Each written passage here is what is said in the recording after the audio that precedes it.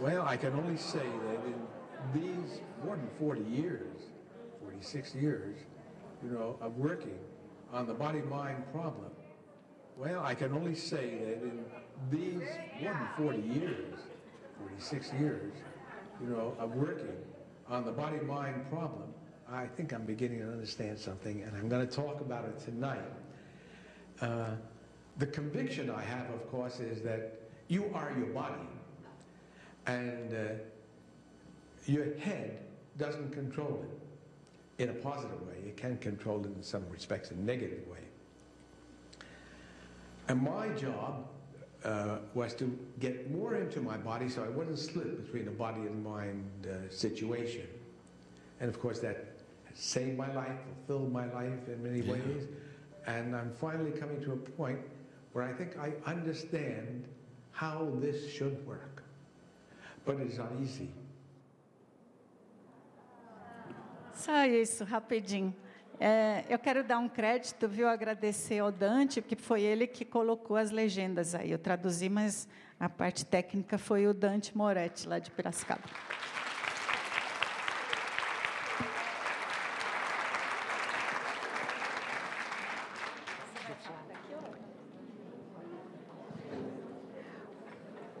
O Ricardo me pediu para distrair vocês, enquanto ele prepara a sua... Dançar, Maia.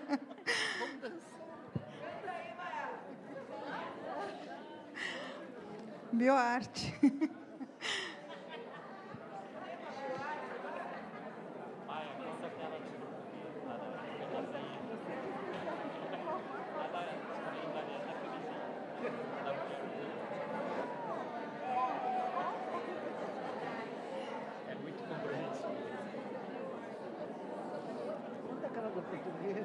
Essa é muito boa, essa é muito boa. Só que eu não lembro o que o alemão fala e o que o inglês fala. Oi, oi. Você já pode? Opa, já está pronto. Pronto! O Ricardo já está pronto. Vamos nos sentar. Uhul!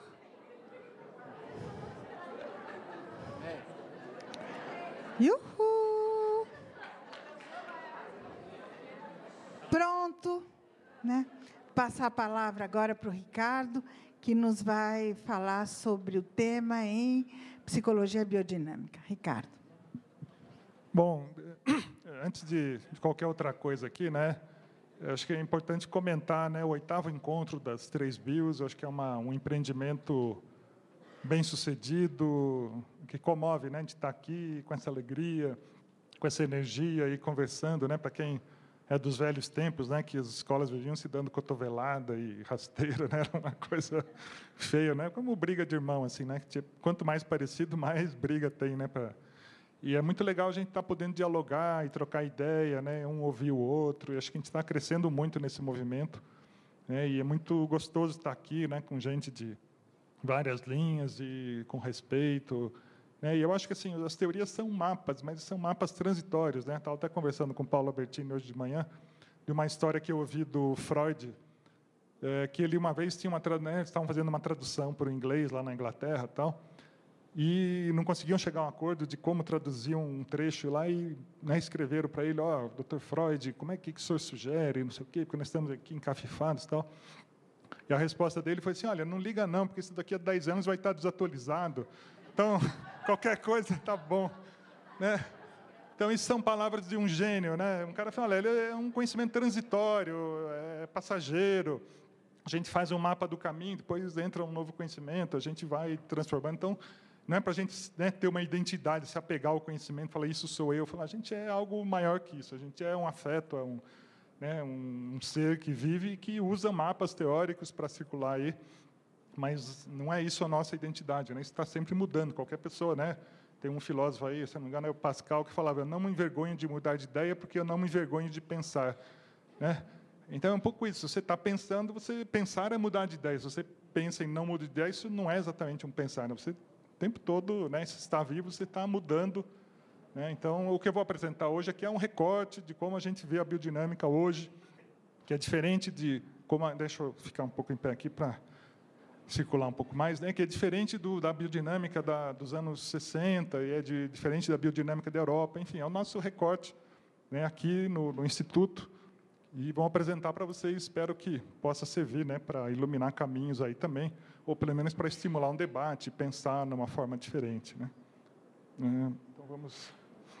Bom, a primeira coisa, então, começar com o Reich, né? O que o Reich disse? Ele falou, olha, que a análise do caráter é a aplicação do método de análise das resistências à personalidade total do indivíduo. Ou seja, falar de caráter, de análise do caráter... Oi? Tá bom, acho que eu vou circular aqui um pouco. Daqui a pouco eu circulo também, né? Para enxergar, tá bom.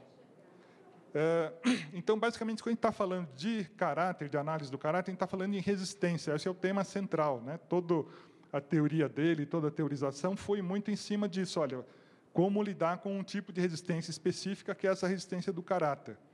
Tá? Então, ele bolou todo um método muito, né, bem definido. Tem um livro famoso, né, que eu considero o maior livro dele, Análise do Caráter, onde ele detalha toda essa técnica, que é basicamente um jeito de lidar com a resistência. Tá? E, no meio desse livro, ele fala quem dirige a análise, né? Porque tinha uma coisa da psicanálise que o paciente é que dirige, o paciente que traz o tema, o paciente que dá o ritmo. E aí ele trouxe uma introdução técnica, que foi isso, ó, no período de resistência, recai sobre o analista a difícil tarefa de dirigir o andamento da análise. O paciente só tem comando nas fases livres de resistência. Então, isso foi uma inovação muito interessante, que ele falava, olha, o método, né, analítico da associação livre de ideias é muito bom, é eficiente e tal, a não ser que tenha uma resistência, e quanto mais forte a resistência, mais inútil vai ser esse método. Porque se houver uma resistência, você tem que ultrapassar a resistência, senão não acontece nada, o acesso ao inconsciente não acontece. Então, né, ele desenvolveu métodos de trabalhar vários tipos de resistência, entre eles as resistências de caráter, que são a resistência do jeito de ser da pessoa, e ele desenvolveu, então, um método próprio para isso, nesse tempo ainda puramente analítico, puramente verbal, sem tocar o corpo, sem fazer exercício, sem nada. E o que a gente vê, né, nos neo-reichianos ou pós-reichianos aqui, que algumas linhas se especializaram na parte assim, abordagens que priorizam a direção do paciente. A gente pode pôr aqui o Boadella, o Freud, a Gueda, tem muita coisa feita que vai nesse sentido. Como não atrapalhar, né? Como deixar acontecer o processo quando tem pouca resistência. Então, muitos métodos foram aprimorados, desenvolvidos, né, nesse sentido de o paciente é que tem a direção, o paciente que comanda.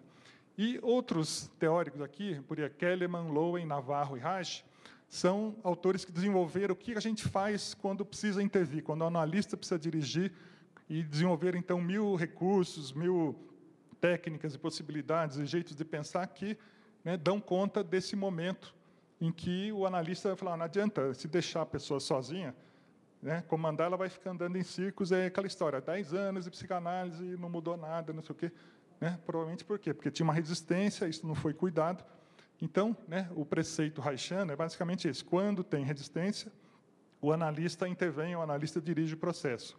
Quando não tem resistência, o paciente que comanda, a gente vai junto com ele. Tá? Então, esse é o preceito que vai nortear tudo que eu vou falar aqui. Então, de novo aqui, olha, no período de resistência, recai sobre o analista a difícil tarefa de dirigir o andamento e tal. Né? Acho que veio repetido aqui. Então, o que ele fala? Olha, se os pacientes aderissem à regra fundamental, não haveria necessidade de analisar o caráter.